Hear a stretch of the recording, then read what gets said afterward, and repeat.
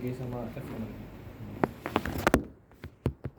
Dengan siapa? Bapak operasi atau? Ya Pak Popo sama Pak Ali. Oh iya. Sama Pak Operation. Berarti overall kilang udah familiar nggak kira-kira? Insya Allah. Dari proses train, utility sama loading gitu. Utility sama loading Oh, belum. masuk proses train.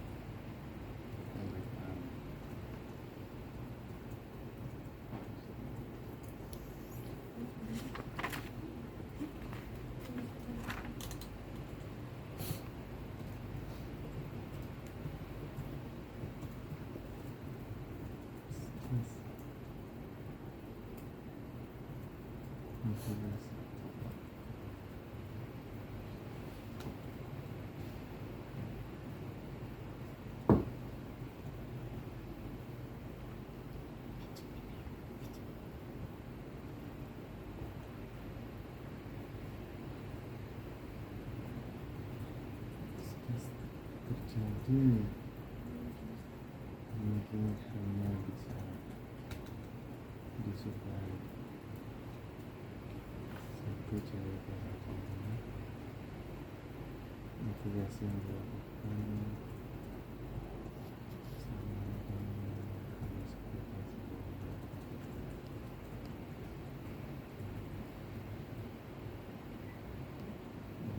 Dengan melakukan tracking melakukan produksi tracking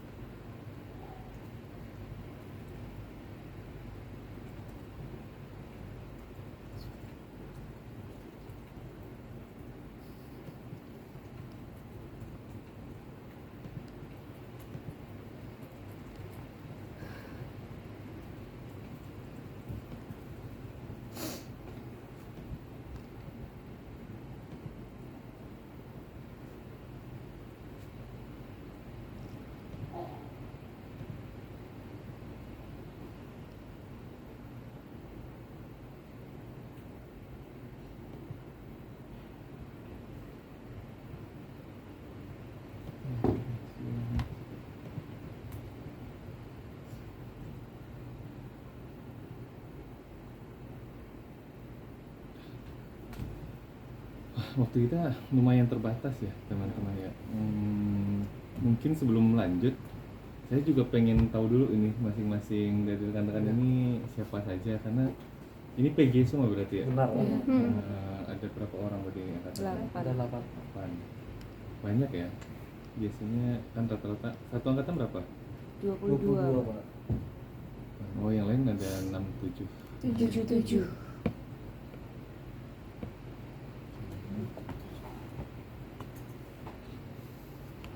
silakan mungkin dari siapa Mbak Renata. Iya. Santai aja dulu. Ya udah. Ini enggak, kita tuh sharing aja. Oke. Perkenalkan Pak, nama saya Renata Arsanti Alindra Putri. Biasa dipanggil Renata. Saya berasal dari Bontang. Saya alumni dari SMA Darul Hikam Bandung. Oke. Panggilannya Renata. Ya. Perkenalkan Pak, saya Izata Sabahana Kalikulisba, dipanggil Izata. Saya asal Malang, Jawa Timur. Nanti kalau kita di jalan sapa aja ya. Maksudnya kalau saya lupa namanya sebutin aja ya. Renata, Izata. Oh iya, silakan. Alumni SMA 1 Malang. Oh, Malang. Perkenalkan saya Elsa Manusia, bisa dipanggil Elsa, alumni dari Vidata Salatiga. Oh, Bontang juga. Izata berarti dari Malang asli? Iya. Saya. Jadi siapa? Elsa. Elsa. Perkenalkan, nama saya Nakia Dwi Yudani Darmadi, bisa dipanggil Nakia. Nakia. Nakia, asalnya dari SMA Waskita Tangsel. Tangsel? Emang asli di sana? Bukan, saya lahir di Bali Pak sebenarnya. Oh, Bali. Cuman Tapi SMA keluarga di aja. Bali. Di Tangerang semua. Oh. Sudah oke. pindah ke Tangsel pas SMA. Jadi 3 tahun. Di mana Tangselnya? Di Ciputat Pak. Oh, Ciputat Dekat mana? Pasar Saya Ciputat Timur. Oh iya, kan dekat pasar Ciputat Pak. Oh, Depannya Rumah Sakit ya, Buah Hati. yang di sebelah flyover Iya. Pasar Ciputat. Ya, dekat aja. Tetangga. Ya, silakan. Assalamualaikum warahmatullahi wabarakatuh. Selamat pagi Bapak, nama saya Hasyifah Farah Firdaus, bisa dipanggil Farah. Oh, Farah panggilannya. Saya berasal dari Samarinda, Pak. Oh, Samarinda. Ya, silakan. Halo, perkenalkan Pak, nama saya Muhammad Aulia Rahman, biasa dipanggil Rahman. Saya Rahman. dari Balikpapan, Kalimantan Timur. Sekolah saya sama Negeri 1 Balikpapan. Oke. Konnichiwa, perkenalkan nama saya Agung Subagio, biasa dipanggil dengan Agung, asal daerah dari Ponorogo, Jawa Timur. Oh, Pak Ano kan.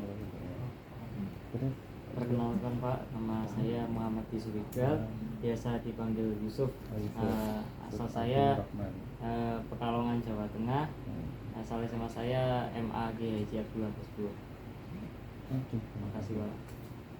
Yusuf Agung Rahman. Agung Rahman. Farah. Nakia. Nakia, Elsa, Izata, Renata. Ya, teman-teman. Jadi memang kalau ini coba ya deh, saya NG Academy itu ini untuk pertama kalinya kimia fisik diajar oleh kita Badak LNG gitu ya, karena selalu kimia fisik itu diajarnya oleh PNJ. Jadi saya mesti menyiapkan dari nol ini teman-teman. Jadi kita coba ya. Dan menurut saya sih yang disampaikan bapak-bapak dosen di PNJ kurang sesuai sama yang saya dapatkan dulu di teknik kimia ITB. Kimia fisik yang tepat itu ya, bukan kimia fisika ya, karena in English it's called physical chemistry, bukan physics chemistry gitu. Jadi tolong dari rekan-rekan juga mulai diperbaiki juga pemahamannya gitu ya. Oke, kita mulai ya. Perkenalan dulu, nama saya Muhammad Teguh Pertama, panggilan saya Teguh. Saya di proses PE sekarang ya sebagai Utilities and Storage and Loading Proses Engineer. Sebelumnya sudah pernah di proses train juga, di CQ juga, dan sudah pernah juga di Pertamina di Commercial Pricing Analyst di Jakarta. Nah ini saya baru balik lagi ke Bontang 1 tahun terakhir di bagian HSE Engineer, dan baru 4 bulan ini sudah di Storage and Loading and Utilities. Nah kita coba seperti yang tadi saya sampaikan ya, chemistry itu ada banyak jenisnya kan ya. Yang kalian pelajari di semester 1-2 itu apa aja? Organic chemistry. Ada Kimia kimia organik, Kimia ada organik. anorganik ada. Enggak. Ada. Terus Kimia analitik. kimia analitik ada. Kimia analitik belajarnya apa kemarin? Kemarin sebatas Untuk prakteknya buat elektrolisis Pak. Elektrolisis sama analisis. sama analitik. Oh ya itu kan mungkin tugas akhirnya itu ya. Kalau silabusnya apa aja yang kalian pelajari sama belajar kimia analitik? Belajar Udah lupa Pak, udah selesai UAS ya. Kromatografi gas. Oke. Itu di PNJ. Iya. Hmm. Terus alat analitik itu, Iya Pak, ya. jadi Oh, ada juga. IR spektrometri gitu Iya. juga. Iya. Apa lagi? Statistiskalnya nggak belajar, bisa pengolahan signifikan number, angka signifikan gitu nggak? Enggak sih. Mengolah data hasil analitiknya nggak diajarin. kurang sampai Soalnya kami cuman seminggu. Oh, yang kelas apa namanya? Blok. Kelas blok. Ah, bloknya. Iya. Itu tuh kenapa ya? Kenapa kelas blok tuh kenapa nggak waktunya atau SKS-nya? Mungkin di kuliah blok itu SKS-nya diselesaikan di situ dalam 1 minggu. Jadi perkuliahan kami di sini tuh lebih dikit. ya kayaknya untuk Senin meranggakan sampai Sabtu full. Itu tuh semester 1, 2 gitu. semester 3 mata Oh, dia kuliah baru semester masuk 3. semester 3. Iya. Jadi kami nggak libur sama sekali, selesai UAS semester 2 itu langsung semester 3. Mungkin karena kalau tidak masuk kuliah blok nanti dosen dari PNJ-nya Yang kan kesini. datang ke sini kan Pak. Jadi semua sudah diselesaikan. bukan kuliah lagi. Ini kemungkinan. Sip. Terus apa lagi tadi, organik chemistry udah ya, kimia organik itu juga di blok, kimia analitik juga di blok juga. Kimia organik. Kimia organik di satu semester. Satu. Oh. Nah, applied itu tadi udah sebenarnya kebalikan dari theoretical chemistry ya. Kalau kalian belajarnya kimia terapan tuh apa aja? Applied chemistry. Itu apa di blok juga atau semester Semester 1. semua jurusan berarti dapat gitu Iya. harusnya ya? Apa aja Mas bisa kemarin belajarnya kimia terapan? Kalau dari awalnya itu masih tahap yang pompa sama kompresor, lalu Kimia terapan? Yang kimia terapan tuh yang dasar Kompres banget ideal itu. sih. Iya, lebih ke Jadi PVNRT gitu tuh. Iya, kan? dasar PVNRT gas ideal, gas non ideal, Pak. Oh. sama beberapa ngulang materi SMA juga sih Pak, yang kimia terapan itu kayak kesetimbangan, terus Stoikiometri. stoikiometri. Stoikiometri. Sebenarnya tuh adalah bagian dari physical chemistry. Jadi physical chemistry itu adalah prinsip ini ya, prinsip fisika dan kimianya itu gimana cara kita melihat kelakuan dari substance atau materi yang kita pelajari di kimia itu.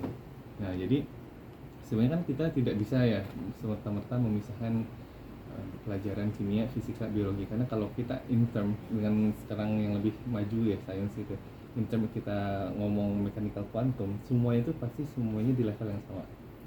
Interaksi antar partikel itu sebenarnya fisikal, pasti fisikanya ada, cuman memang kenapa dipisahkan untuk memudahkan kita skop yang mau kita bahas. Ketika kita belajar kimia, kita tidak perlu sampai ke level molekulernya misalnya seperti itu. Nah, walaupun di kimia fisik nanti itu secara besar akan ada tiga apa sih namanya, yang subtopik yang kita pelajari. Pertama itu kesetimbangan itu sendiri, equilibrium gitu ya. Kesetimbangan itu mulai dari gimana kita belajar masalah property of gas, kemudian first law thermodynamics, kemudian second law-nya, kemudian itu apa campuran sederhana gitu, simple mixtures, kemudian ada chemical equilibrium, sama berarti belajar yang perubahan, change itu apa contohnya, misalnya bagaimana kita mengukur laju reaksi kimia, itu perubahan gitu. Kemudian kinetika reaksi kimia itu seperti apa, bahkan yang sampai advance-nya sebenarnya ada molecular state-nya, atau ada lagi yang terakhir tuh biasanya adalah proses di permukaan padat atau kita biasa sebutnya adsorpsi gitu. Nah, satu lagi yang terakhir ada structure inilah sebenarnya yang lebih advance lagi, itu dimana kita belajar mechanical quantum yang tadi, level di antara partikel-partikel subatom, sehingga dia bagaimana, misalnya kalian pernah dengar kan kata-kata katalis sebelumnya mungkin ya. Apa sih fungsi katalis yang kalian? Mempercepat Macam-macam reaksi. Aktivasi energi. Nah, menurunkan aktivasi energi sehingga reaksinya bisa lebih cepat gitu ya. Menurunkan aktivasi energi itu apa sih sebenarnya? Yang dilakukan tuh apa? Kalau misalnya energi yang dibutuhkan itu banyak, Ada tipe-tipenya. Ya, boleh. Gantian aja. Coba silakan Izata dulu. kalau misalnya energi aktivasi yang dibutuhkan untuk misal suatu reaksi gitu, proses suatu reaksi itu tinggi kan Pak, misal. Nah, dengan adanya katalis itu dia jadi bisa lebih rendah dan otomatis energinya itu jadi lebih berkurang gitu Pak, daripada yang tanpa katalis. Kalau Mbak Farah. Kalau dulu saya belajar itu, kalau nggak salah katalis itu dia ada tipe yang kayak dia ada substratnya dia. Bukan ada yang energi aktivasinya, maksudnya. Energi aktivasi itu apa sih yang kita turunkan itu maksudnya? Energi aktivasi itu kayak energi minimal yang dibutuhkan suatu reaksi agar reaktan itu bisa bereaksi. Salah satunya dengan tadi reaktan-reaktannya tuh kayak ditangkap gitu sama katalisnya, jadi kayak lebih cepat buat bereaksi karena nggak gerak-gerak istilahnya kayak gitu kan. Kayak di docking gitu ya istilahnya. Iya. Nah, docking itu salah satu ilmu dari mekanika kuantum tadi, gimana kita menaruh suatu molekul exactly on the specific surface misalnya itu. Nah, bagaimana dia ketika dia berada di posisi itu, maka energi yang dibutuhkan dia untuk bereaksi dengan reaktan yang lain yang kita harapkan. Sederhananya misalnya ini, kalian kemarin udah ke proses tren. Di proses tren ada berapa plan? 5 plan. Plan 1 apa, Mbak Renata? CO2 removal. CO2 removal atau bahasa umumnya adalah AGRU itu ya, acid gas AGRU. removal unit. Acid Kebetulan di Indonesia atau di Kalimantan Timur ini acid gasnya adalah CO2. Nah, CO2 itu di remove-nya pakai apa? AMD. Amin base gitu ya. Yang kita pakai adalah yang activated methyl diethanol amin. Nah, itu tuh kan fungsinya sebenarnya MDEA-nya, methyl diethanol amin itu bereaksi sangat cepat dengan asid gas yang lain, yaitu H2S ya. Maksudnya itu H2S ya. CO2-nya sebenarnya tidak they're not interested in CO2. Jadi dia tidak cenderung ke CO2 sebenarnya. Oleh karena itu, agar amin itu bisa mengikat CO2, kita ditambahkan namanya piperazine. Yang namanya activated tadi kan. Sehingga reaksinya tadi, jadi piperazine itu such as catalyst sebenarnya. Dia yang bisa mengarahkan reaksi dari AMDA tadi, methyl diethanol aminnya ke arah CO2. Jadi yang awalnya EA-nya CO2 itu tinggi gitu ya, sehingga dia bisa kecil. Nah, mengubah struktur segala macam itu sebenarnya bagian dari physical chemistry. Cuman untuk level rekan-rekan mungkin kita tidak terlalu mendalami. Kalau dari bapak-bapak ibu dosen di PNJ, titipannya itu ada seperti 16 ini. Yang pertama kita belajar property of gas, menurut saya sih masuk aja gitu ya, kimia gas gitu ya. Baik itu apa itu ideal gas, apa itu actual gas gitu ya, gas nyata atau gas ideal. Saya dulu kadang agak susah sih ya mentranslate ke bahasa Indonesia karena kurang pas menurut saya sebenarnya. Cuman silahkan aja karena kan nanti sambil membiasakan. Kayak tadi tuh saya, ini paling sering terjadi tuh kimia fisika gitu, kimia fisika, physical chemistry itu ya terserah Indonesia aja sih, mau boleh mentranslate jadi kimia fisika boleh aja. Cuman kalau menurut saya ketika fisikal itu harusnya fisik gitu, kalau fisika ya kimia physics gitu. Mau tadi kayak apa gas nyata gitu, actual gas ya boleh lah actual nyata ya, tapi kalian paham maksudnya adalah gas ideal itu adalah gas yang berperilaku sesuai teori gitu ya, sedangkan gas actual atau gas nyata tadi adalah yang berperilaku bagaimana yang kita observasi gitu ya. Kemudian ada kinetika dan bobot molekul gas. Setelah kinetika tadi masuk ya, kinetics sebenarnya sudah sesuai. Kemudian equilibrium juga kesetimbangan kimia masuk ya. Kemudian ada hukum Rock juga. Nah, larutan dan sifat koligatif ini saya yang agak ini sih ya. Memang tuh mungkin bisa kita dekatkan dengan simple mixtures tadi sebenarnya gitu ya. Jadi ketika kita belajar campuran atau larutan, kita bisa ada sifat koligatif dia yang bisa kita pelajari lah, seperti apa yang kalian paling mungkin sering di experience di kehidupan sehari-hari. Ketika masak Indomie, siapa sih yang nggak pernah masak Indomie? Kayak anak muka-muka Indomie semua. Nah, kapan kalian ngerebus? Ini saya coba quiz dulu ya. Siapa yang ngerebus bikin Indomie, masukin bumbunya terakhir atau yang masukin bumbunya di awal? Yang di awal dulu angkat tangan coba. Yang di awal ada Renata, ada Elsa, Naki ya. Terus yang di akhir siapa? Semuanya, sisanya. Alasannya kenapa? Jadi kita nanya Naki sama Renata dan yang disudutkan nih kayaknya. Kalau saya untuk efisiensi waktu. Wah, yang penting selesai dulu kerjaan beres gitu ya, sampah tinggal dibuang gitu. Sambil kita nunggu mie-nya matang, itu kita bisa mengerjakan yang lain iya, gitu. iya.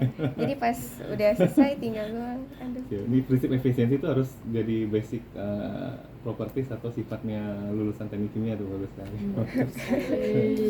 Lanjut, kalau Mbak Naki mungkin ada tambahan? Sama ya, idem. Biar selagi itu ngerebus kita Iya. juga bisa makan biar cepat masak. Siap. Yang lain kalau yang letters nih yang naruhnya terakhir, alasannya kenapa? Ada alasan kesehatan Pak, jadi kalau dimasak dia berubah sifatnya dari ini karsinogenik gitu gitu. Agar Guru nggak- ibu-ibu WA kan suka kirim hoax gitu. Coba salah satu. Oh ini saya jangan-jangan kalian angkat tangan ramen biar nggak kena tunjuk saya sebut namanya. Agung ya Agung. Oh, kalau saya merasa pertama itu kebiasaan saya, Pak. Oh iya. Yang Alasannya pasti ada dong base-nya. Yang kedua, kalau jika untuk mie rebus menurut saya Oh ini beda nih ya mie rebus sama mie Iya. goreng ya. Ini mie rebus lah, ini nggak ada skopnya mie rebus pokoknya udah. kuahnya saya suka yang sedikit begitu, Pak. Jadi kalau Ah. langsung dituangkan di kompornya menurut saya terlalu banyak. Oke siap. Oh siap. iya sama sih. Boleh? Mantap nih Mas itu. Sebenarnya agak mirip dengan alasannya Mas Agung, yaitu kalau misal kuahnya itu kita masuknya kebanyakan, itu bisa membuat rasanya itu hambar. Makanya bumbunya itu diletakkan akhir, jadi airnya itu kita sesuaikan dengan cita rasa yang Volume, pas, volume yang pas, baru dimasukkan. Oh, Pak saya mau Oh, nambah boleh alasan. sih. Kalau saya nggak suka kalau mie kuah itu semuanya bumbunya dimasukin. Jadi Oh ada diatur. bumbunya ya tergantung mau airnya berapa. Terus Berarti ini rata-rata jawabannya karena komposisi ya. iya. Siapa lagi? Elsa. Saya sih dua-duanya Pak. Oh, mesti gimana tuh? Kadang Oh ini tergantung mood bumbunya nih. dulu, iya, Bukan, kadang Pak. tergantung. Rohman gimana? Kalau saya untuk yang mie Indomie taruh di piring dulu, tapi kalau untuk kuah biasa Ya ini kita belajar ini ya masalah mixture air dicampur dengan bumbu. Kalau apa ya, kalau kuah dulu gitu nih apa ya Pak, kalau misalnya kuah nih bumbunya di akhir itu biar lebih aduknya tuh lebih mudah gitu. Kalau misalnya anunya dulu kan misal ketuang minyak sekalian minyak itu tuh aduk di bawahnya tuh agak kurang merata. Soalnya rata aja sih cuman lebih. Mbak Farah terakhir ada alasan yang saintifik mungkin? Kalau saya karena nggak kayak saya alasannya nggak saintifik lah. Enggak apa sih? Nggak saintifik. Alasan saya nggak Oh saintifik. saintifik. Oke, sip. Jadi sebenarnya itu kan sifat kualitatif. Indomie itu apa sih? Bumbu Indomie itu apa? Maksudnya garam ya, NaCl. Garam itu. MSG itu garam. MSG itu apa sih? Monosodium glutamat itu apa? Garam juga kan? Glutamat. Garam itu kan berarti NaCl ya. Garam tuh ion positif sama ion negatif digabung jadi garam namanya. Terus garam itu mengubah sifat kualitatif larutan. Larutan kita punya air, water. Boiling point water at normal temperature, pressure berapa? 100 derajat. Ketika kita memberikan mixture dengan tambahan garam, apa yang terjadi? Semua Naik tambah naik. Ya, boiling point-nya jadi makin naik. naik. Nah, makanya ketika ada kalau kalian menambahkan bumbunya di awal, maka panas yang kalian butuhkan untuk merebus Indomie jadi lebih besar, Iya. alias lebih lama daripada kalian merebus airnya dulu. Itu tetap di 100 derajat, baru terakhir ditambahkan bumbunya. Itu terserah mau hemat gas dan waktunya ya silahkan gitu kan. Itu scientific approachingnya. Kalau yang lain kan tadi banyak ya, ada yang masalah komposisi segala macam gitu ya. Nah, itu adalah sifat kualitatif yang bisa salah satu kalian pelajari nanti, mengubah physical properties dari mixture itu sendiri. Pertama titik didih, kemudian ada titik bekunya gitu ya. Contohnya ada ice cream ditambah garam, kalian tau nggak abang-abang tukang es krim itu ditambah garam kan? Iya. Supaya apa? Supaya lebih lama bekunya gitu kan ya. Karena apa? Dia menurunkan titik beku dari mixture. Gitu. Jadi garam menurunkan titik beku, menaikkan titik didih. Paham ya? Jadi kalian tuh belajar jangan cuma belajar doang gitu. Harus tahu aplikatifnya, karena udah levelnya beda kalian masuk sini sama masuk universitas biasa kan di situ ya. Diharapkan kalian tuh lebih applied, lebih terapan daripada yang lain. Kemudian nomor 7, bahan bakar alternatif. Nah ini saya kayak nggak make sense nih dimasukkan ya, buat apa gitu. Nanti kalau mau ya ada mata kuliah lain yang kita belajar terkait itu gitu. Terus yang ke-8, kinetika kimia atau laju reaksi memang masuk ya, bagian dari change. Slide-nya tidak. Iya, Pak. Untuk Oh, dari tadi kah? Baru Baru selesai. aja. Karena ini. Oke, sorry. Nah, lanjut.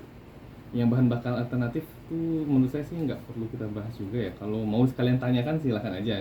Lah, maksudnya kalian kan udah di Bontang dan punya akses ke semua dosen alias bapak-bapak ibu engineer di sini gitu ya. Kemudian tapi menurut saya ini bukan bagian skop dari physical chemistry harusnya gitu ya. Yang ke-8 kritika kimia lagi reaksi oke, 9 juga sama, 10 itu pendulang kimia permukaan. Oke, tadi kan masuk bagian dari change ya. Kimia permukaan itu sebenarnya bukan absorpsi saja ya. Kimia permukaan itu gimana kita belajar masalah tegangan permukaannya, apa yang terjadi di reaksi di permukaan gitu. Baik itu isotherm, absorpsi maupun applied. Ini aplikasi absorpsi ini maksudnya contoh-contohnya nih kayaknya. Termasuk surfaktan juga bagian dari applied tegangan permukaan ya. Surfaktan itu apa sih? Kalian pakai itu hampir tiap hari. Di mana coba? Sabun ya, terutama sabun cuci baju. Fungsinya apa? Dia memecahkan atau menurunkan tegangan permukaan sehingga air tadi air itu kan tegangan permukaannya tinggi ya. Kalian lihat kan dia punya meniskus cembung ya. Kalian ketika kalian isi embun itu air hujan kenapa bentuknya bulat? Itu karena dia mempunyai tegangan permukaan gitu ya. Ketika kita jentikkan juga air gitu ya, kan dia bentuknya droplets gitu ya. Droplets itu kenapa? Karena H2O itu polar apa non polar? Kimia biasa polar. Karena apa? Karena di bagian O-nya terbentuk Masih ada negatif. elektron bebas. Bebas. Ya. Nah, yang mana dia bisa mengikat, kan punya jadi ikatan hidrogen gitu kan ya. Iya. Antar air ke sendiri itu punya ikatan hidrogen yang membuat dia itu sendiri mempunyai tegangan permukaan yang cukup tinggi seperti itu. Nah, permasalahannya adalah ketika kita mau mencuci baju gitu ya, atau mencuci muka kan di face wash segala macam itu juga ada surfaktan sebenarnya yang membentuk memecahkan tegangan permukaan itu supaya apa? Supaya air tadi itu benar-benar bisa mengangkat apa misalnya kotoran atau minyak seperti lemak yang ada di baju misalnya seperti itu ya. Karena kalau dia dibiarkan dia akan tidak, air sama minyak kan nggak akan satu ya, dia polar non polar tadi ya. Tapi ketika kita pecahkan permukaannya, dia bisa baru bereaksi dengan jadi filia atau dia bisa bereaksi dengan si minyak. Oke, terus kita juga belajar kesetimbangan fasa. Sebenarnya ini menurut saya sama aja ya sama kesetimbangan kimia tadi, itu satu topik harusnya itu. Saya nggak tahu ini kenapa dipisah. Kemudian terakhir ada destilasi dan penonton kalkulasi. Nah ini benar-benar lebih di luar jalur lagi. Harusnya itu berada di proses pemisahan. Ya, saya nggak tahu kalian silabusnya ganti-ganti terus ya, terutama yang 3 tahun terakhir ini. Saya nggak tahu, saya kan 3 tahun terakhir kan di Pertamina nggak ngajar 3 angkatan terakhir ya. Paling bimbingan skripsi gitu maksudnya, sama bimbingan KP. Apa sih kalian namanya? Kerja praktek. Jadi yang kayak ngajar-ngajarnya ini sih yang 3 angkatan terakhir saya nggak ngajar. Cuman yang sebelum-sebelum kan saya selalu itu ya, dan nggak pernah sih yang namanya berubah namanya silabusnya gitu. Nah mungkin sekarang dalam 3 tahun kemudian ada penyesuaian, terus ya, ada yang mata kuliahnya dulu ada sekarang nggak ada gitu ya. Ada yang mungkin digabung namanya berubah atau semacam, saya juga nggak paham. Karena menurut saya itu perlu di review lagi. Kayak OTK kemarin itu juga overlap sama silabusnya pemisahan, perpindahan panas gitu. Jadi menurut saya kan repetitif ya, rugi aja kalau diulang-ulang, kecuali dengan deep yang beda ya. Yang satunya advance misalnya kayak gitu, lebih dibahas lebih jauh, itu juga nggak masalah. Nah jadi kalau dari saya sih kira-kira beberapa tadi ya yang kita lihat itu ada yang sebenarnya memang related sama kimia fisik, akan saya coba jelaskan. Yang tidak seharusnya teman-teman bisa mendapatkannya di mata kuliah yang lain. Seperti destilasi ini sih memang satu mata kuliah pemisahan, proses pemisahan itu yang nggak mungkin cuma kalau sebagai apa namanya introduction doang ya bisa aja gitu ya. Cuman destilasi ini kan yang paling apa namanya ya applicable di Badak LNG ya. Badak LNG itu adalah industri yang paling sederhana sebenarnya kalau saya memandang dari seorang teknik kimia misalnya gitu ya. Badak LNG ini paling sederhana, apa dia cuma punya fasa liquid, gas gitu ya. Tidak ada reaksi, mostly adalah destilasi. Destilasi itu apa? Physical separation gitu ya, dia pemisahannya fisik gitu ya, berdasarkan perbedaan apa? Perbedaan relativitas titik didihnya ya. Kalau titik didihnya doang ya belum tentu juga. Nanti itu kalian belajar di destinasi.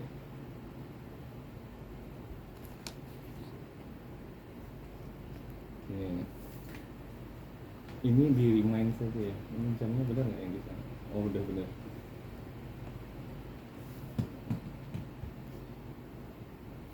Nah, jadi sebenarnya menurut saya yang lebih akurat itu yang teman-teman harus pelajari adalah pertama property of gas, kemudian termodinamika dasarnya gitu ya, mungkin minimal hukum 1 dan hukum 2 nya secara apa namanya ya, surface-nya aja, permukaannya aja. Kalau yang lebih penting itu hukum nolnya. Hukum nolnya termo apa? Ada yang masih ingat? Termodinamika udah dapat atau belum? Atau sedang dapat? Sudah dapat. Oh sudah dapat di semester 1, 2. Blok. Semester blok itu, Pak. Ya blok itu kan semester 3 kan harusnya. Cuma seminggu, Pak. Iya. 5-4 seminggu. Cuman maksudnya dihitungnya di SKS kalian tuh di sistemnya semester 3 kan? Semester 3. Diajarnya sama PNJ juga berarti kalian blok. Iya. Nah di termo berarti udah belajar tuh. Termonya 1 aja atau ada 2 di ini kalian? masih 1. Termo 2 nya ada nanti gitu. Kurang tahu juga Pak.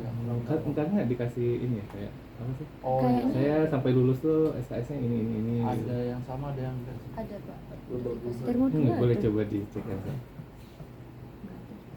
Karena itu berubah-ubah terus tuh. Dulu ada yang kayak angkatan di atas kalian tuh cuma sekali termonya dikasih gitu ya.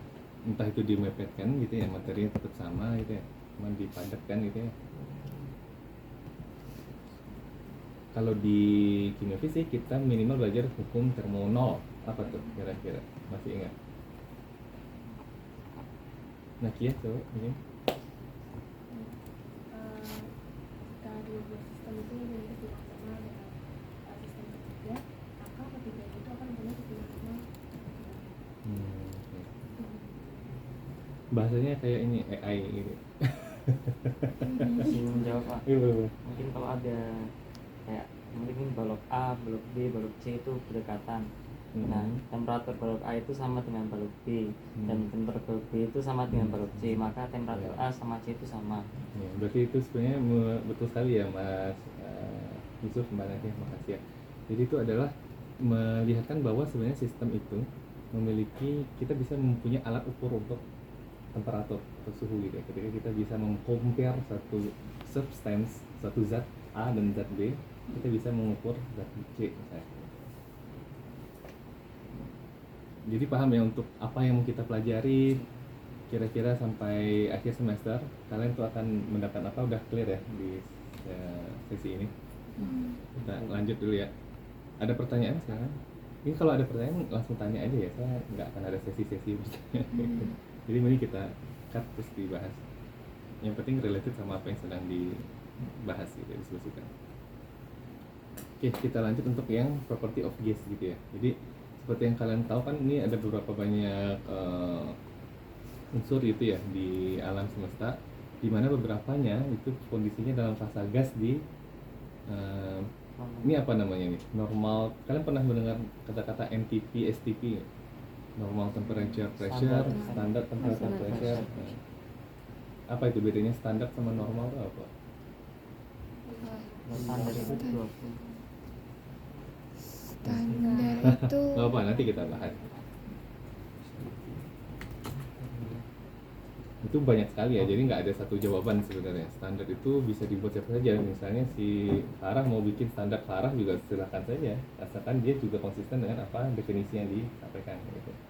Cuma memang ada yang mostly atau general yang akan kita jadikan kiblat gitu ya istilahnya. Kan sama aja kayak agama, nggak ada yang melarang siapa agamanya gitu kan ya, arahnya kiblatnya masing-masing beda gitu. Nah sama juga standar tadi itu adalah acuan yang ditetapkan oleh suatu badan, misalnya IPAC, ada ISO, ada NST segala macam gitu ya, yang membuat ketika mereka melakukan perhitungan data atau pengolahan data saintifik atau research, mereka menggunakan data itu sebagai acuannya gitu.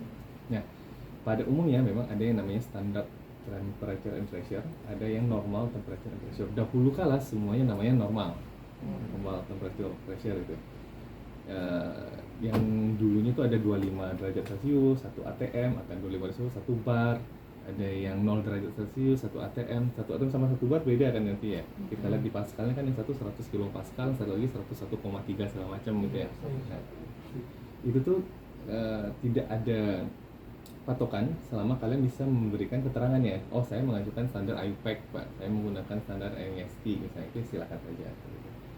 Nah, normally untuk engineering site gitu ya, di sisi engineering itu kita menggunakan STP dan normal yang menggunakan, misalnya contoh kalian lihat DCS kemarin kan, kalian udah ngeliat DCS itu satuan flow kita tuh apa, gas gitu misalnya di FVC 3 nya plan 3 FVC 6 misalnya, untuk mengukur laju feed gas ke MCHE, microgenic exchanger.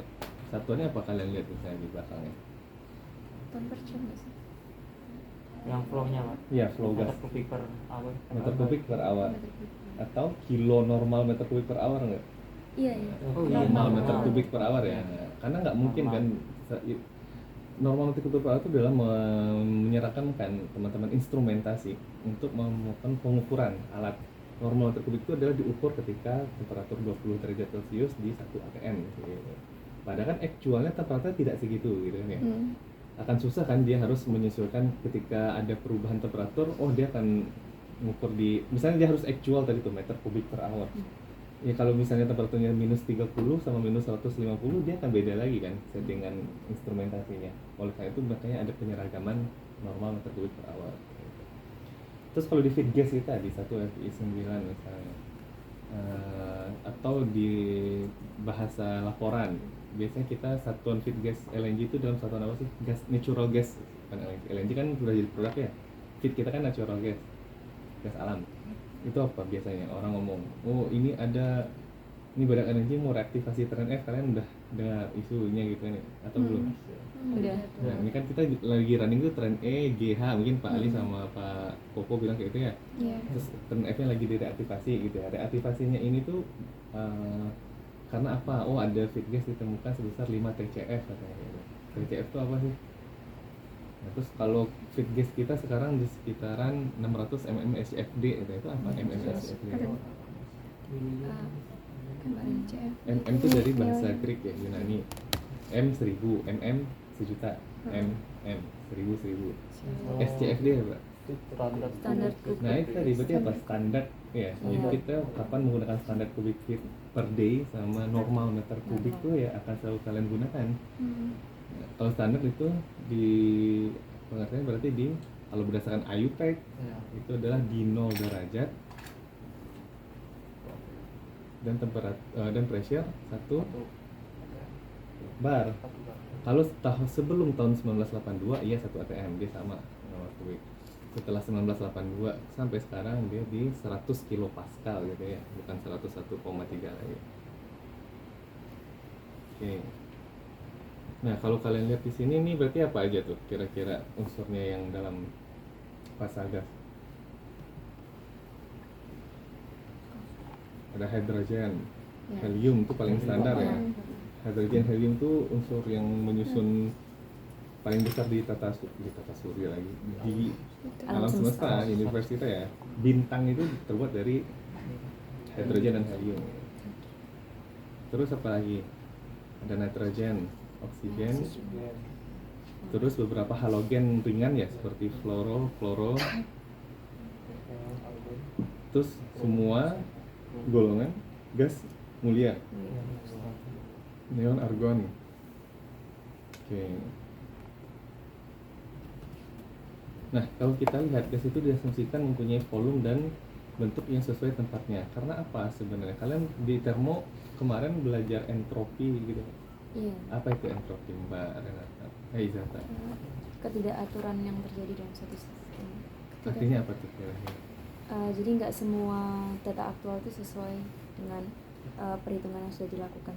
Jadi ada suatu yang nggak bereaksi. Contohnya gimana?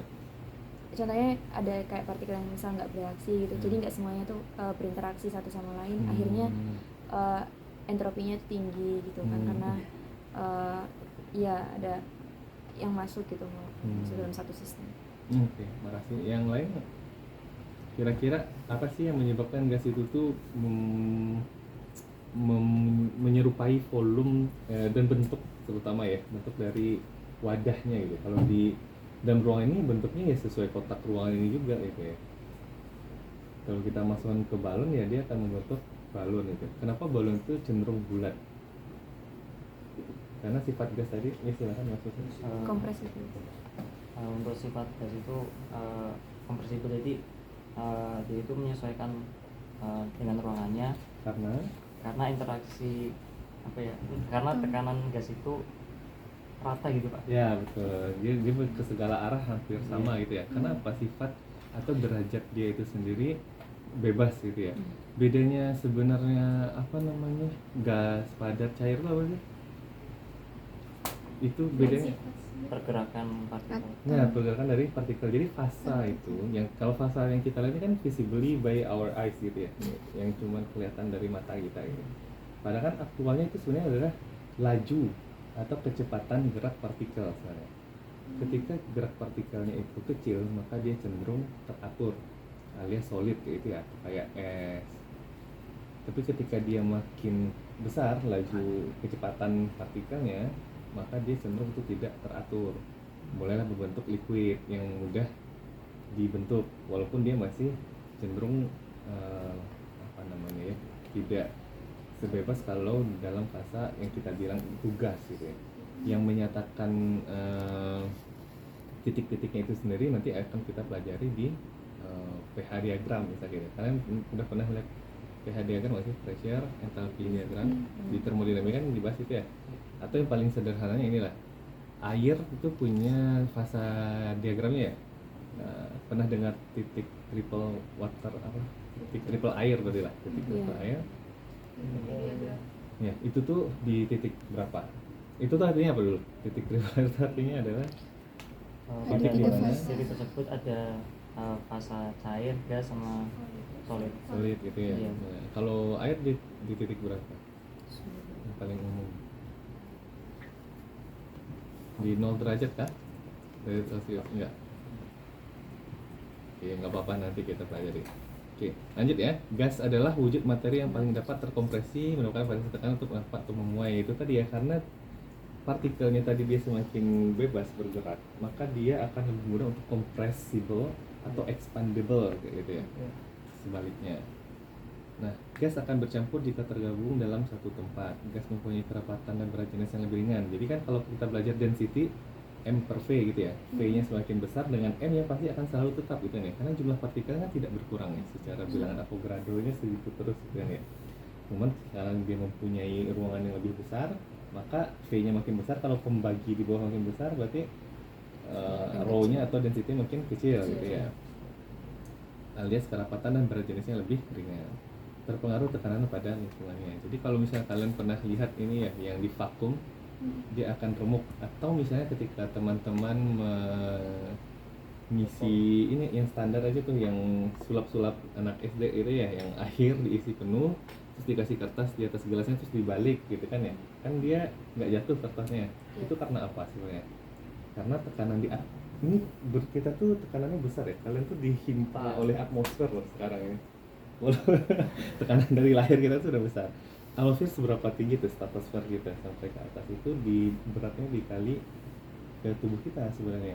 Nah, makin ke dalam, makanya kan semakin kalau makin naik gunung pressure makin kurang gitu ya. Ke bawah makin dalam ke laut juga makin besar karena plus hidrostatik ya, udahlah udara plus air gitu kan ya. Jadi atmosferik itu tuh sebenarnya juga cukup besar. Contohnya tadi dia bisa mendorong kertas tadi supaya tidak jatuh gitu ya, karena tekanannya lebih besar daripada yang di dalam. Dalam itu kan ada hidrostatik plus ada tekanan permukaan air juga yang menahan dia gitu ya. Ada banyak gaya yang berinteraksi. Nah, standarnya kan seperti itu ya, tekanan itu kan gaya terhadap luasan permukaan yang kita tahu. Alias kalau misalnya tadi kita anggap adalah ROGH plus P udara. Nah, sifat-sifat ini kalau satuan saya harapkan teman-teman udah bisa, jangan confuse lagi gitu ya. ATM itu mungkin hampir sama ya, satu ATM satu bar itu hampir sama, cuman kiranya mungkin ada sedikit perbedaan gitu ya.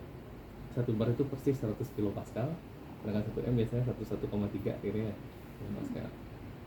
Nah, Terus yang kita pelajari adalah dengan prinsip tekanan itu tadi kita bisa melihat, nah ini tadi yang saya bilang ya, kan kalau udara itu makin ke atas makin ringan sebenarnya gitu ya. Makanya kan ketika misalnya ada pinhole atau bocoran di pesawat ketika sedang terbang, maka yang dikhawatirkan adalah apa? Udara di dalam kita ini kan lebih besar nih, dia lebih explode intinya ya. Makanya ada biasanya equalisasi. Kalian lihat nggak sih di jendela pesawat itu ada 3 lapis kan sebenarnya ya? Lapis luar, lapis yang dekat kalian, sama di tengah itu. Terus di tengah tuh kalian lihat nggak di bawahnya itu ada pinhole. Ya. Nah itu tuh fungsinya adalah equilibrium gitu ya, untuk memastikan dia selalu setara. Prinsip-prinsip inilah yang dimanfaatkan oleh pendahulu-pendahulu kita untuk membuat alat ukur gitu ya. Salah satunya misalnya manometer. Manometer tuh ada 2 jenis gitu ya, ada yang sifatnya terbuka, ada yang tertutup gitu kan ya. Kalau yang tertutup atau vakum, maka dengan mudah kita bisa menghitung pressure dari suatu fluida yang ingin kita ukur tadi. Misalnya gitu ya, gas yang ini. Kita mau gas ini misalnya anggaplah dia sangat bisa diatur gitu ya. Kalian mau ngatur gas, kalian couplingnya anggap di sini ada valve, kalian kayak tadi ya equilibrium point.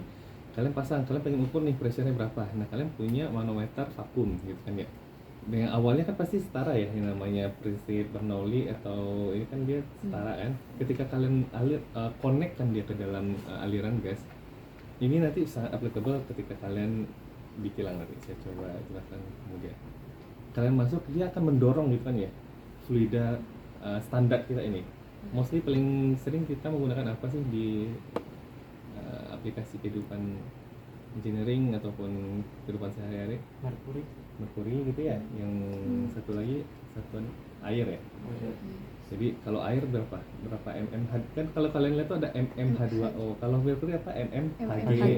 mmHg itu kan maksudnya apa? Milimeter Hg gitu ya. Hg itu kan merkuri. Kalau mmH2O milimeter air ya. Kalau di kilang kalian akan nemu kayak itu. Misalnya vakum minus 60 mmHg, 670 mmHg. Berarti kan minus 670 mmHg adalah itu gauge gitu ya. Gauge itu pengertiannya perbedaan sama lingkungan gitu ya. Jadi kalau lingkungan kita 1 atm, berarti kalau 1 atm sama dengan 760 mmHg tadi gitu ya. Berarti kalau kita minus 670 berarti kita ada sedikit lagi lebih vakum daripada 760 sebelum sampai 760. mm itu adalah jumlah milimeter yang terukur alias hanya ini. Jadi kalau yang pakai mmH2O di mana ya, saya lupa. Ada kok equipment kita yang menggunakan mmH2O. Nah, kalau dia kalian ukur misalnya kan dengan bapak-bapak operation itu ya, kalian akan melihat log sheet, mengukur tekanan segala macam, itu ada yang pakai mmH2O, pakai mmHg. Itu maksudnya adalah mengukur tinggi atau perbedaan ketinggian dari fluida ukur kita tadi itu. Nah, PI kan banyak sekali ya. PI itu apa? Pressure indicator. Kan kalau kita bekerja di kilang tuh ada operational condition. Kondisi operasi itu apa aja sih yang paling umum? Temperatur. Tadi kita udah belajar ya, pressure. Terus temperatur. Apa lagi? Flow misalnya. Terus yang mungkin tidak lebih umum lagi, mungkin masih ada sih level ya. Level tangki, level kolom. Nah itu makanya biasa kalau ada kalian dengar PI, TI, FI, LI itu adalah pressure indicator, flow indicator, temperature indicator, level indicator gitu ya. Kalau ada C belakangnya berarti ada kontrolnya, pressure indicator kontrol. Kalau PT biasanya transmitternya, pressure transmitter, flow transmitter gitu. Itu nanti sejalan akan kalian pelajari dengan melihat di sini ada nggak PNID warna merah itu. PNID itu adalah piping and instrumentation diagram gitu ya, dimana kalian bisa melihat piping dan instrumentasi lengkap dari equipment di kilang gitu. Dengan belajar pressure, temperatur dan flow, kalian bisa melihat nanti proses kondisi operasi kayak baik yang bisa terkonek langsung ke DCS secara instalasi ataupun yang di lokal yang kalian pasang. Nah, contohnya yang paling sering itu ada PI lokal kayak ini nih. Kalian melihat bagaimana dia aliran tadi itu mendorong fluida ukur kita sehingga bergerak di jarumnya kayak gitu kan. Atau dia naik ke atas. Paham prinsipnya gitu ya. Kalau yang terbuka jangan lupa harus mengconsider ada perendahan pressure atmosferik gitu ya di luar gitu. Jadi PATM itu yang di sini ya, kalau dibikin gitu ya. Ini bisa disuratnya. Berarti kayak gini ya. Ini kan ada P ATM gitu ya. Di sininya PATM ya. Jadi makanya ini PATM ditambah ini rho JH gitu ya. PH itu rho JH gitu ya. Rho dari udara dari fluida, G-nya dari gravitating force, sama delta H dari gas terbentuk. Maka itu sama dengan yang pressure di gas ini. Kalau misalnya ini kelihatan kan ya, ketika dia vakum H-nya lebih besar ya. Sedangkan ketika dia ATM dia lebih kecil. Kenapa? Karena ada pressure ATM yang juga ikutan mendorong dari sisi yang berlawanan. Gitu ya. Ini kan gas yang sama cerita nih, ilustrasinya gitu ya. Ketika dia vakum H-nya bisa lebih besar. Sampai sini paham ya? Selanjutnya adalah contohnya barometer. Kalau barometer juga hampir sama ya, ini menggunakan raksa gitu ya. Makanya H-nya itu pasti standarnya, ini dijadikan standar 760 mm Ag tadi. Makanya satu ATM tadi sama dengan 760 mm Ag. Itu kita belajar pressure. Sekarang kita belajar temperatur. Tadi udah sempat kita singgung sedikit gitu ya. Temperatur itu berdasarkan hukum Knoll termodinamika gitu ya. Ketika kita punya dua sistem yang sama dan sistem ketiga kita compare gitu ya, kata Mbak Nevi tadi, berarti dia adalah hal yang sama gitu ya, antara keseimbangan antara temperatur zat A, B, dan C gitu. Nah, kalau kita lihat di hukum termodinamikanya nanti gitu ya, bahwa sebenarnya temperatur itu tuh merupakan properties atau sifat dari masing-masing substance tadi yang saya bilang, alias dari laju kecepatan partikel. Partikel itu kan gerakannya banyak ya. Apa aja sih gerakannya? Ada translasi, ada rotasi. Masih ingat nggak sih kalian di zaman-zaman kimia SMA terus ada vibrasi gitu ya, dia getar sendiri gitu ya. Kan kita punya sumbu di manusia kita sekarang, kita punya 3 dimensi kan ya. Aksis kita itu ada X, Y, Z gitu kan ya. Kalau gerakannya masih setara satu aksis atau antara 2 aja atau antara 3 tapi dengan arah yang tertentu, maka kita bilang itu translasi gitu ya. Kalau dia kembali ke posisi semula, kita bilang itu rotasi. Kalau dia hanya getar saja ke semua reaksi aksis, itu vibrasi. Nah, ketiga itulah yang sebenarnya menentukan temperatur itu tuh panas atau dingin gitu. Nah, panas atau dingin kan sebenarnya relatif ya. Siapa sih yang bilang itu panas atau dingin? Mungkin kita manusia beda nih sama polar bear di sana gitu. Dia bilang itu tuh biasa. Atau misalnya di industri ini LNG, kalian ketika misalnya di yang Balikpapan tadi siapa Rahman ya, misalnya di kilang RU5 Balikpapan Pertamina misalnya gitu kan ya, ketika kita bilang temperatur minus 32 itu dingin sama mereka gitu ya, di sini kita bilang minus 32 panas ya. Karena proses LNG kita itu runningnya di minus 150-an gitu. Nah, jadi panas atau dingin itu sebenarnya bukan bahasa yang baku kan, sebenarnya relativitas gitu ya.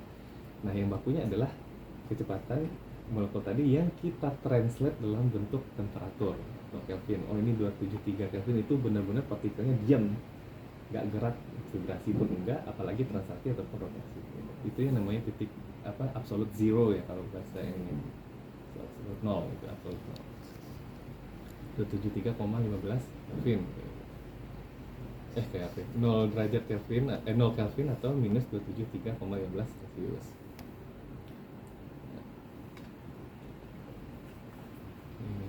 Ini hukum termo secara umum ya.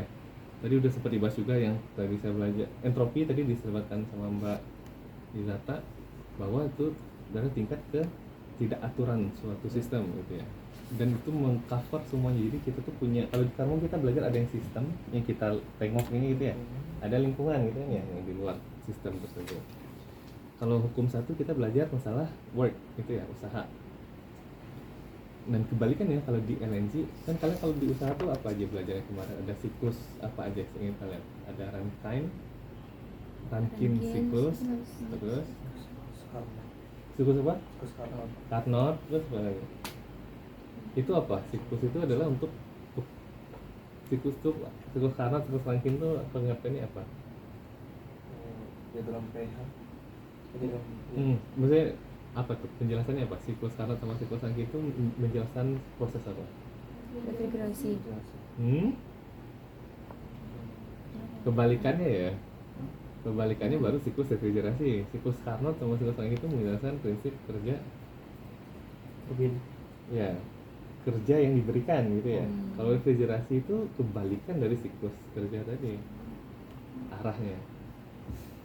Kalau siklus Carnot gimana arahnya kalau di pH diagram? Dari proses apa dulu yang terjadi?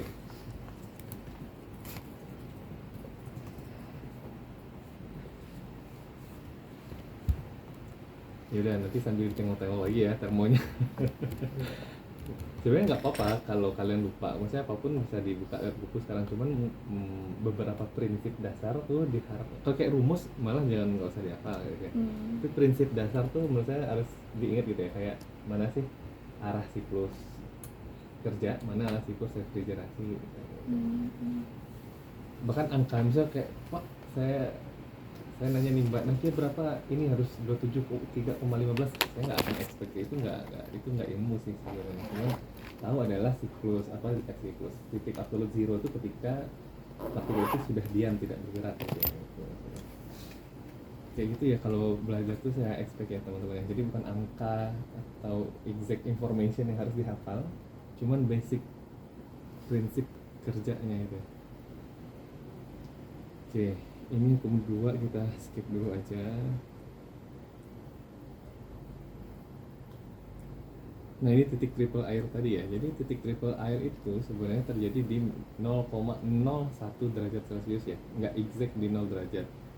Dan tekanannya pun cenderung ke vakum ya, 0,006 atm. Coba kita lihat, mungkin rekan-rekan lebih gampang kalau melihat ininya ya. Nah kan yang kita ketahui selama ini itu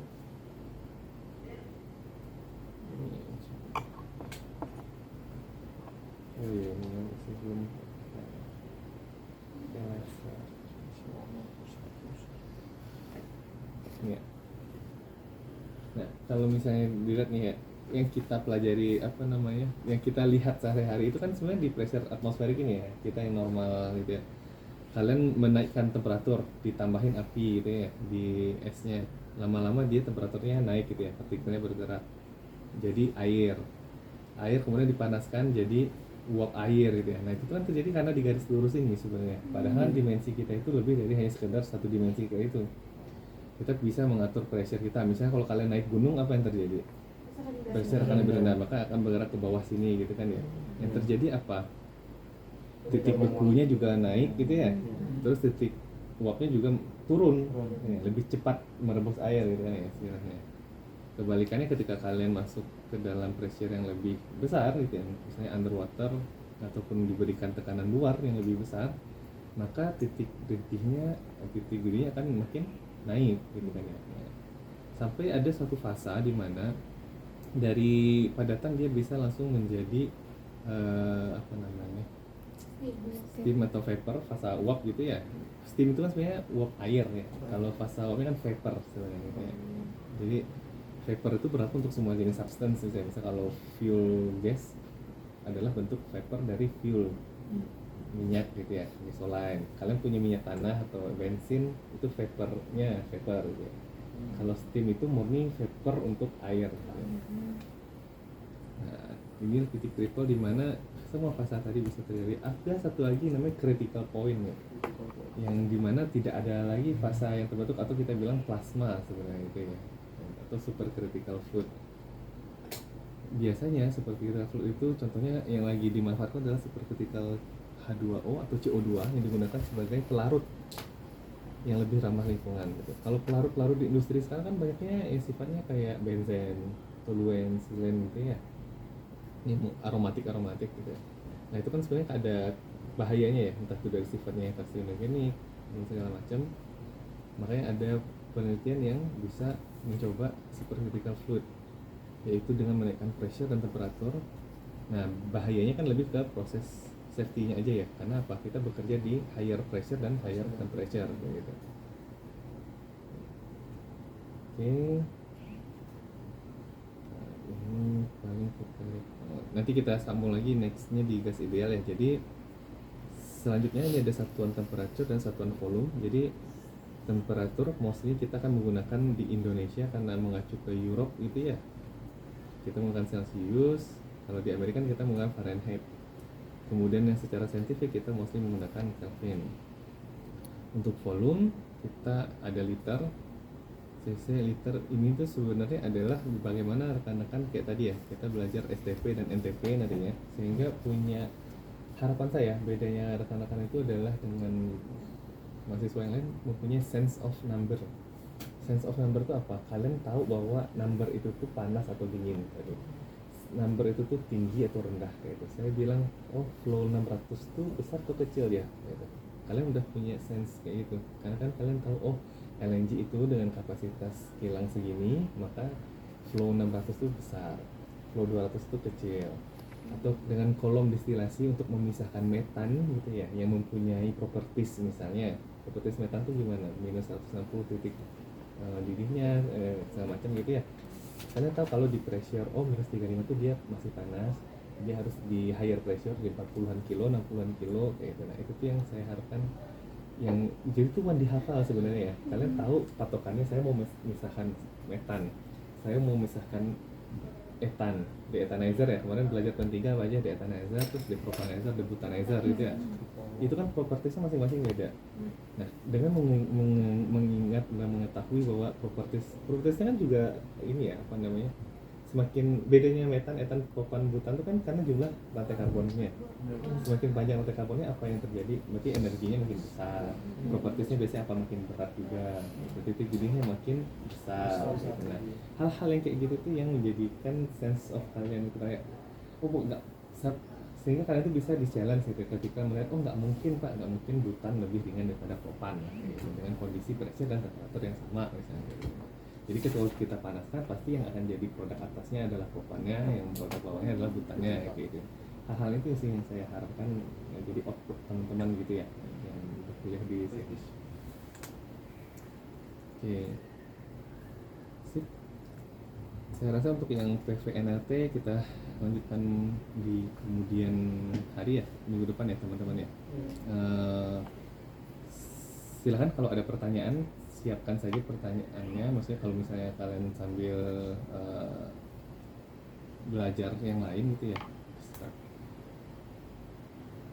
dan kalian merasa itu, misalnya kan di sini bebas sekali ya, maksudnya kalian bisa ke perpus gitu ya, kalian bisa belajar mandiri terkait kilang gitu. Menurut saya itu manfaatkanlah bapak-bapak dosennya yang dari engineering ini tuh untuk bertanya atau berbagi ilmu gitu. Jadi apapun yang kalian temukan yang kok nggak sesuai ya sama prinsip atau yang saya pelajari kemarin, silahkan ditanyakan aja. Di sana kelebihannya, jangan kayak kuliah biasa aja gitu yang saya nerima materi di kelas gitu. Lebih baik kalian menjemput bola juga, melihat kalian dengan kondisi ini sekarang lagi tren shutdown. Kalian bisa mengetahui, ini tuh shutdown tuh ini. Permasalahan terjadi tuh ini. Pak itu kenapa kayak ini kenapa itu. Nah itu walaupun mungkin kalian tidak belajar sekarang, saya ingat banget tuh angkatannya si Fitrah itu berarti 8 ya? 7. Nah kayak gitu tuh termasuk PG yang aktif menurut saya dibanding angkatan yang lain. Mereka tuh beneran memang belum waktunya belajar gitu ya istilahnya, cuman, dan saya juga tidak akan memberikan explanation yang lebih jauh gitu ya, cukup sampai yang batas yang sesuai kemampuan mereka dahulu seperti itu. Nah bedanya adalah ketika kita mengajarkan lain itu, rekan-rekan itu bisa menyangkut pautkan dengan hal lain, karena kan kita belajar ke ini nggak akan ada yang namanya pasti satu sisi aja ya, pasti kalian membutuhkan berbagai multidisiplin gitu.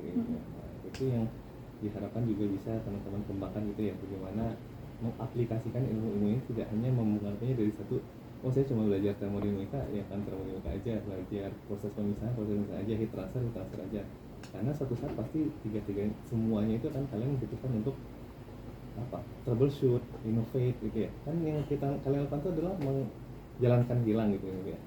Nah, saya sama yang ini lumayan banyak ya yang cewek sekarang PJ gitu ya, walaupun kalian tahu bahwa sebenarnya operator di barat tuh rata-rata laki-laki semua, walaupun saya tuh banyak yang saya sayangkan banyak sekali, bukan beberapa ada yang anak-anak lagi ini yang saya ajarkan dari tahun 2016 dulu itu istilahnya memang ya saya nggak apa-apa Pak, nyaman kerja di HC atau di finance gitu ya, cuman tidak sedikit yang sebenarnya agak apa namanya ya, Pak saya tuh kayaknya kerjanya sesuai apa yang saya pelajari gitu. Nah itu saya juga sangat menyayangkan itu ya. Nah cuman saya ditangguh LNG itu tuh saya selalu tuh kemarin saya habis ngajar 2 minggu awal bulan Oktober kemarin ada 4 orang operator cewek dari 20 total operator cewek yang baru operator yang baru.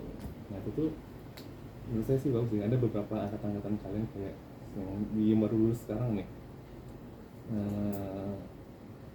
sampai bimbingan selesai dia menyesalkan kayak kok Badak nggak bisa menerima perempuan sebagai operator kayak gitu. Nah, akhirnya saya sarankan mending daftar ke Pertamina kan ada TPA gitu ya, TPA itu bisa menerima perempuan sebagai operator.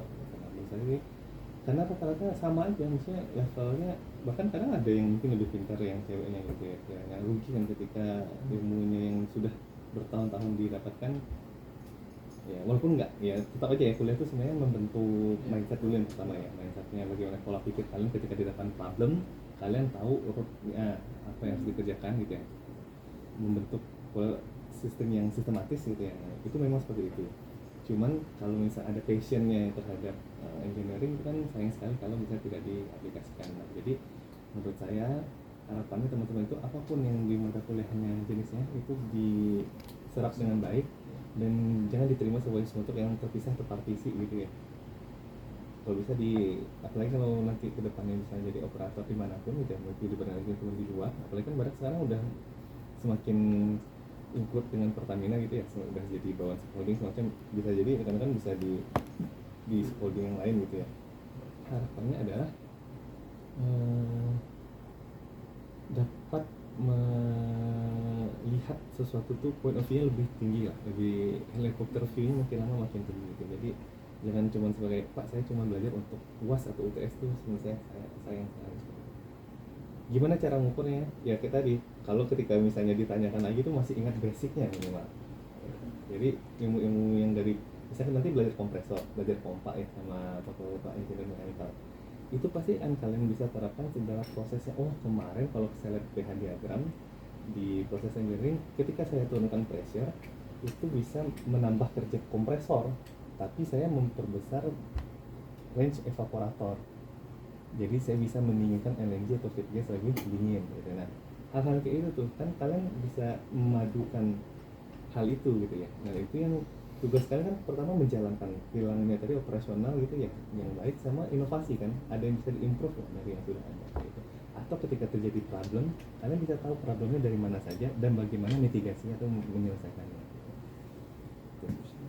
Ya semoga misalnya harapan saya sih selalu saya sampaikan ke anak-anak yang baru semester 3 gitu ya, jadi biar niat dan ini kalian tuh ini lah bagus gitu, sesuai lah sama yang tujuannya. Jadi jangan, karena kalian sudah diberikan kesempatan yang lebih gitu kan ya istilahnya daripada yang lain untuk mendapatkan langsung dari problemnya sendiri gitu ya, actual dibandingkan. Karena kalau kalian tahu ya berarti kalau sekarang masih kakak kelas ya, kakak kalian udah kerja praktek kakak dari kampus-kampus lain kan banyak tuh. Nah itu bahkan nggak tahu bedanya, HE itu masih nganggapnya ya bulat terus ada garis masuk keluar gitu. Actual di lapangan nggak seperti itu bentuknya, yang mana cuci seat itu mana, yang shell itu yang mana. Nah rekan-rekan tuh mempunyai exposure yang lebih tuh, silahkan menurut saya dimanfaatkan gitu ya, jangan disia-siakan. Oke, terima kasih. Ada pertanyaan? Kalau enggak kita tutup ya. Terima kasih. Assalamualaikum warahmatullahi wabarakatuh. Selamat siang. Waalaikumsalam warahmatullahi wabarakatuh. Terima kasih banyak Pak.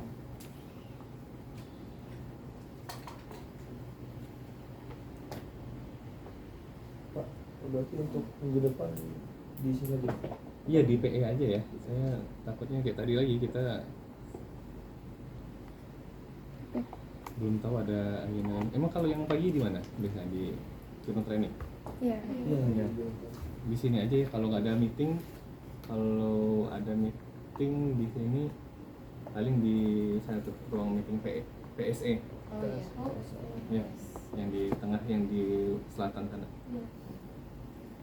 Sip. Kita lagi Pak nyariin nggak ada yang tulisan PE, adanya PSE. Oh, ini apa tulisannya emang? Conference room, Pak. Conference room doang gitu. Iya. Terima kasih, Pak. Terima kasih, Pak. Oh iya. Rajin bertanya. Keliling-keliling aja. Oh, saya. Ya. Terima kasih Pak. Angkatan 10 ceweknya ternyata 4.